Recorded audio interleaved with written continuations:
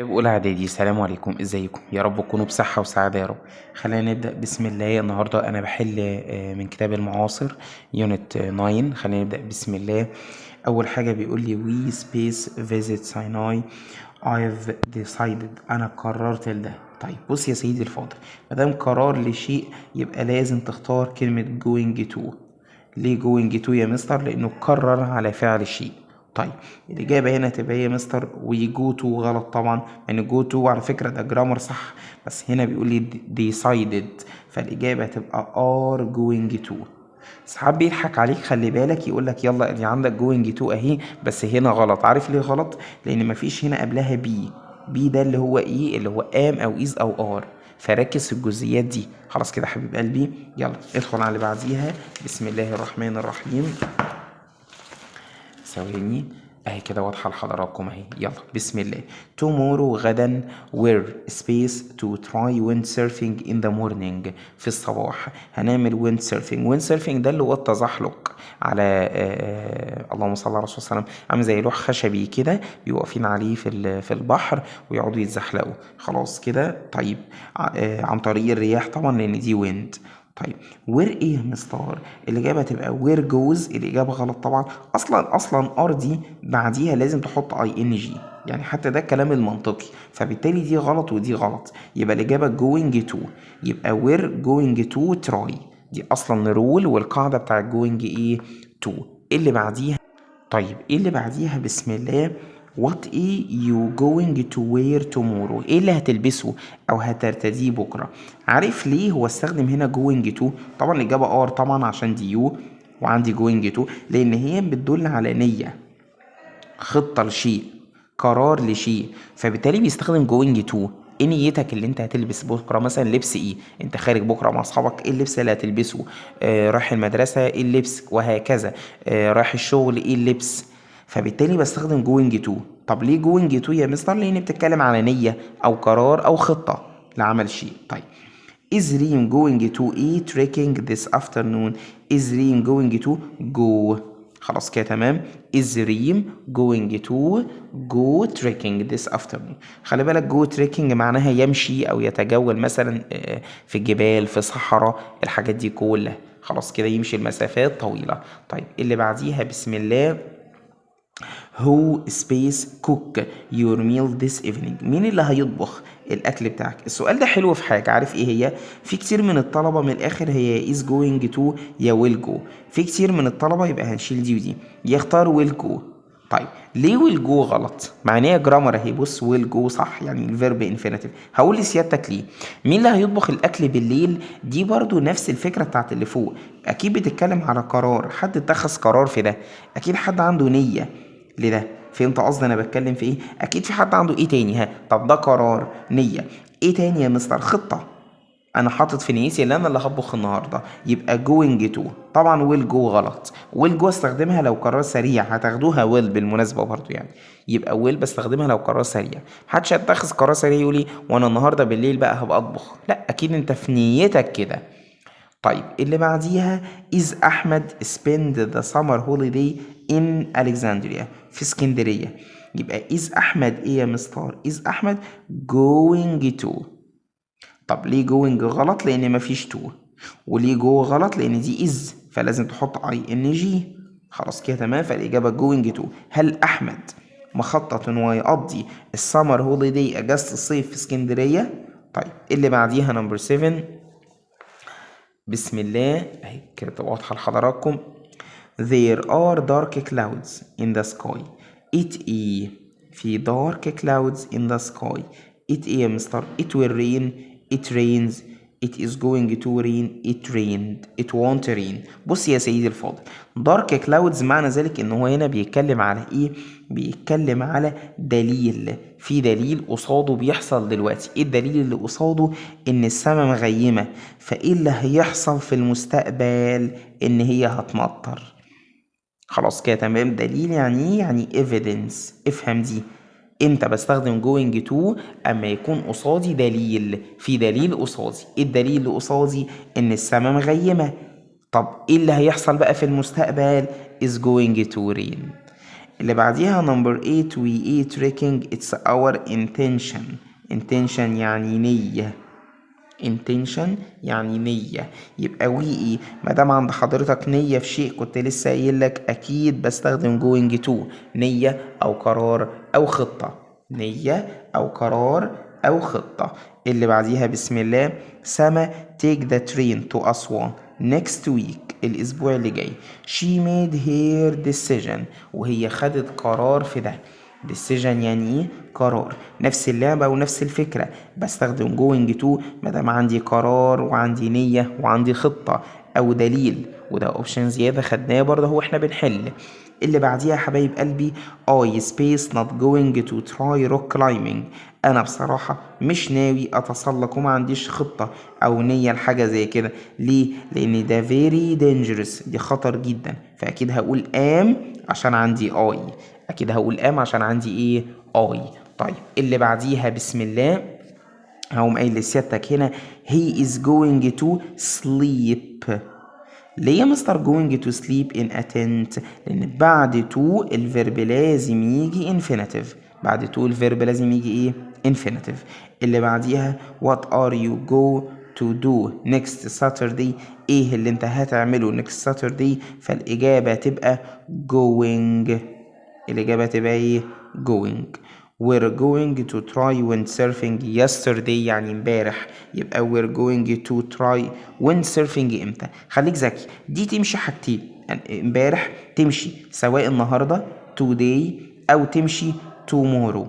يعني في بيكتبها كده صح وفي تكتب كده صح الاتنين. تاني اهو we're going to try windsurfing امبارح عكس امبارح ايه ممكن اقول يا مستر امبارح المفروض تبقى بكره tomorrow. خلاص كده تمام. بس في بعض على فكره الحالات ساعات سالنا يعني الناس كده وقالوا عادي ممكن يا دي او دي. طيب ده يعني بيعدوها قصدي في الامتحان. that journey has going to start in March. الرحله ايه اللي هيحصل لها يا مستر is. ليه is؟ لان بيقول لي going to start هتبدأ في مارش. خلاص طيب is she going trying rock climbing؟ هل هي تعمل ايه؟ trying هتتسلق يبقى to try وركز الحتة دي لان بص going ناقصة كلمة to فانا كتبتها وبعديها كتبت الفيرب infinitive عشان كده بقول لك ركز في دول. طيب تامر is going to boat a new ايه car يبقى تامر is going to ايه buy a new car. الله ينور عليكم. اللي بعديها I am going visit ايه سيناي. I'm going ايه to visit. to ايه visit. خلاص كده تمام. اللي بعديها بسم الله I don't going to travel this week. الإجابة هتبقى ايه I am not going to travel this week. ليه يا مستر هنا اقول am not لان دي going to لازم قبلها am او is او are. خلاص كده تمام. ادخل على اللي بعديها will you going to visit your grandmother؟ هل هتزور جدتك؟ طيب ايه اللي بديل الويل هنا are. طب ليه يا مستر كتبنا are؟ عشان دي going to. عشان دي ايه يا مستر going to.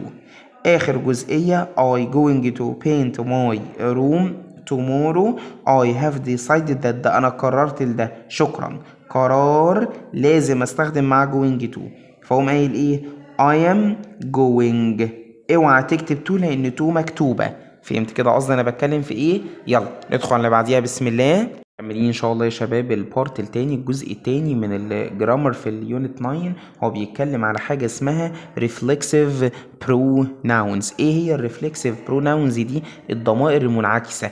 يعني ايه؟ هفهم سيادتك. يعني بيقول لك ان لازم السبجكت يكون نفس الاوبجكت. يعني السبجكت اللي عمل الفعل ده يكون اللي هو اللي اتعمل عليه. بمعنى ايه؟ هفهمك اسمع لحد الاخر. اما اجي اقول لسيادتك we enjoyed space when we went ايه sailing. we enjoyed احنا استمتعنا ايه بنفسنا. اتبسطنا بنفسنا. اللي استمتعوا واتعمل علينا احنا. يبقى احنا اللي عملنا ده وفي نفس الوقت اتعمل علينا. خلاص كده تمام. وهي when we went sailing لما أبحرنا احنا فضلنا نعوم فاستمتعنا بده. بص التانية the birds sleep in caves. الطيور بتنام في ايه؟ في الكهف. to protect ايه from eagles عشان يحموا مين من الايجلز دول؟ من الطيور اللي هي زي اللهم صل على رسول الله عليه الصلاة والسلام، زي النسور، زي النسر كده، يلا والصقر. يبقى the birds sleep in caves، بتنام في الكهوف عشان يعملوا ايه؟ يحموا نفسهم. خلي بالك ان في كتير من الطلبة بيتلخبط في حاجة، يشوف كلمة the birds دي ويكتب it، يقول لي يا مستر ما هي غير عاقل. ايوه بس دول كتير، دي مش it يا حبيبي، امال دي ايه؟ دي they. فعشان كده هختار themselves. فهمت الفكرة؟ يبقى الفكرة ان انا بعمل ايه؟ بشوف السبجكت عندي ايه؟ الفاعل. هنا عندي الفاعل we، فبالتالي قلت ourselves. هنا عندي الفاعل the birds اللي هما they، فبالتالي قلت themselves. فهمت كده قصدي انا بتكلم في ايه؟ طيب ندخل على اللي بعديها. بسم الله. البارت التاني، ثواني اهو كده واضح لحضراتكم. يلا. I made، انا عملت some salad for lunch. I made some salad for lunch. انا عملت ايه؟ بنفسي. مادام بنفسي يبقى myself. يبقى myself دي اللي هي I. انا عملت الفعل ده بنفسي من غير اي مساعدة. زي يقول لك انا عملت الواجب بنفسي، انا مش عارف روقت الشقة بنفسي. طيب سارة has a jacket، سارة عندها جاكيت to keep a warm، عشان يخليها متدفية ما تبقاش بردانة. يبقى herself. ليه herself؟ لاني قلت she اللي هي سارة، ما هي سارة دي she. طب اللي بعديها would you like to make، هل تحب ان انت تعمل ايه؟ a cup of tea. مش بكلم شخص قصادي، يبقى yourself. جبت ليه yourself؟ لان بقول لك would you like. would ايه؟ you like. خلاص كده تمام. اللي بعديها يا مستر he puts on a hat to protect ايه؟ he puts on a hat to protect himself. يبقى ليه قلت himself؟ عشان عندي هي يا مستر. خلاص كده تمام. ركز، ادي السبجكت هي، فبالتالي الاوبجكت اللي اتعمل عليه فعل برضو بنفسه هو اهو، هو وضع الطاقية عشان يحمي ايه؟ نفسه. خلاص كده تمام. طيب she did her homework، هي عملت الواجب ايه؟ بنفسها. يبقى herself. يبقى ليه herself؟ عشان عندي she. طيب اللي بعديها نمبر 8. بسم الله.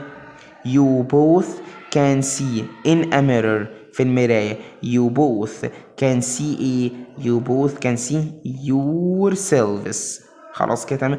ثواني يا مستر، طب ليه ما قلتش yourself؟ ما انت ممكن بتكلم شخص. لا، لاني بقول both. both ده يعني هما الاتنين. خلاص معلش لو بقى في صوت جنبي، لاني بكون بس في المدرسة. the teacher told the students، التيتشر بيخبر الطلاب to behave، ان هم يتصرفوا ايه؟ كويس، يحسنوا من سلوكياتهم. يبقى themselves، لان الطلاب دول they، هم مش قصادي. وبالك التيتشر انا جاي اقول لك ايه؟ ده المدرس بيخبر الطلاب. الطلاب ايه؟ اللي هم الطلاب مش قصادي دلوقتي. طيب she taught to speak English، هي تو دي اللي هي تيش، يعني هي بتدرس ايه؟ herself، بنفسها. to speak English، بتعلم نفسها. خلاص كده تمام. بتفهم نفسها كل ده. طيب اللي بعديها يا مستر did you enjoy yourself at the fun fair.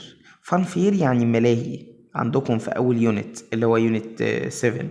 طيب did you enjoy اهو. ليه انا قلت yourself؟ عشان you ما فيش كلمة توحي ان هما جمع كتير. اللي بعديها I cleaned the kitchen، انا نظفت الكيتشن. kitchen ايه؟ alone، بنفسي. this means I cleaned it، ده معناه ان انا نظفته ايه؟ بنفسي. يعني ايه؟ myself. دي معناها بنفسي، لوحدي، محدش كان معايا. خلاص كده تمام. اللي بعديهم بسم الله we cooked yourself، احنا طبخنا. انا عايز اقول بنفسنا العشاء on a fire. طيب بنفسنا، فبالتالي هقول ourselves. ليه ourselves؟ لاني بقول بنفسنا. طب اللي بعديها I didn't buy this cake، انا بصراحة ما عملتش الكيك دي. I made it on myself. I made it ايه؟ by myself، بنفسي. She took a photo of themselves، هي التقطت صور لإيه؟ لنفسها. يبقى هقوم قايل إيه؟ herself. ليه herself؟ عشان أنا بقول she، هي. The cat is cleaning myself، القطة بتنظف نفسها. طب نفسها يعني إيه؟ itself، لأن هنا القطة دي it. خلاص كده تمام. طيب علي ركز في السؤال ده يا علي. ها يا مستر. do homework by yourself. لا ثواني يا مستر، انت غلطان. ليه مش himself؟ لان بقول يا مستر علي وعملت كوما، بكلم شخص قصادي. طيب the children made these toys. الأطفال بيعملوا الألعاب دي itself يعني بنفسهم، ودول children كتير يبقى themselves. ليه themselves يا مستر؟ عشان دول كتير. طيب منى drew himself. منى رسمت بنفسها a picture. a picture يعني صورة، رسمت بنفسها يبقى herself. ليه herself يا مستر؟ عشان منى دي she. هبة and منى cleaned up. هبة ومنى نظفوا ايه؟